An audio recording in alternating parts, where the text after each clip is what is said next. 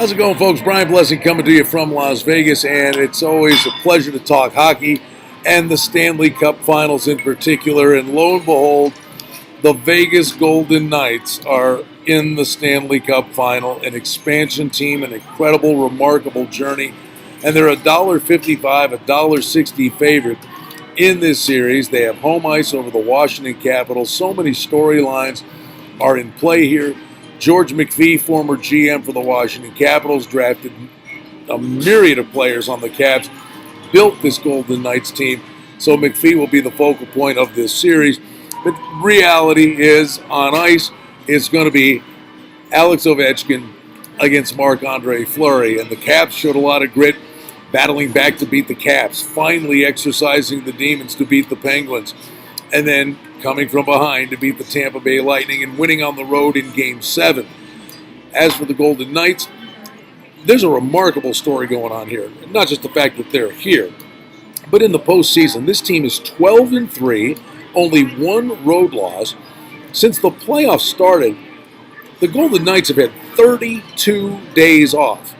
They're fresh, they're healthy, and the reality of it is, when push comes to shove, the biggest question mark surrounding the Golden Knights heading into the playoffs, I thought, was how would their defense stack up? And the reality is their defense has been the star of the show. They beat the Kings playing the Kings game, sweeping them in the first round, gutted out a hard-fought series against the San Jose Sharks in 6, played a bad 10 minutes in the first game of the series with Winnipeg, and the whole hockey world said, that's it, Vegas has met their match. Well, all they did was win the next 4. It's a remarkable story. And Vegas' first line, Carlson, Marchessault, and Smith, have dominated the opposition, and Gerard Gallant, who's a sure shot to be the Jack Adams Trophy winner, emblematic of the Coach of the Year, he's not afraid to put his first line out against the other team's first line. And he's not afraid to put his fourth line out against the other team's first line. And the reality is the first line of Marchessault, Riley Smith, and William Karlsson, who had 43 goals and was plus 49 this year, they just dominated the competition in the postseason. Now, it's a great story for the Caps. The ironic thing here for Washington is Ovechkin and company finally exercised the demons and beat Pittsburgh. No more Penguins, right? Well, wrong. They have to play Marc-Andre Fleury, who's here, has been the backstop and the leader of this Golden Knights team. Watching the Tampa Bay series with Washington, the Caps defense better shore things up, because if they give up breakaways and odd man rushes to Vegas, Holtby's going to be under duress for the majority of this series. But it's a versatility for Vegas, it's team speed for Vegas, and it's the will and determination of Ovechkin. So something's got to give. Game 1, $1.55 on the Golden Knights. Game 1 total, 5.5 is the total in the game.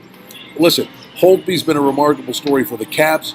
He wasn't even the starter first 2 games of the playoffs. Grubauer got the start. Holtby came in, salvaged the first round, and has played great ever since. He does seem to give up a lot of rebounds, but the one thing about Holtby, he's very good handling the puck, unlike Hellebuck in the previous series with Winnipeg. At the end of the day, I honestly believe Vegas' defense could be the difference here. They've got a beautiful mix of an offensive and defensive pairing up and down the line. And they can get offense from the blue line, I think more so than the Caps can. I think Schmidt, Theodore, and Colin Miller can provide offense from the blue line for the Golden Knights. It's a remarkable story. This city is on its ear.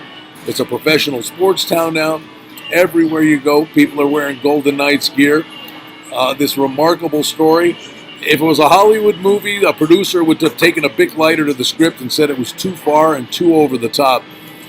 The one thing in Washington's favor, the schedule maker bled this out with 2 days rest twice in this series.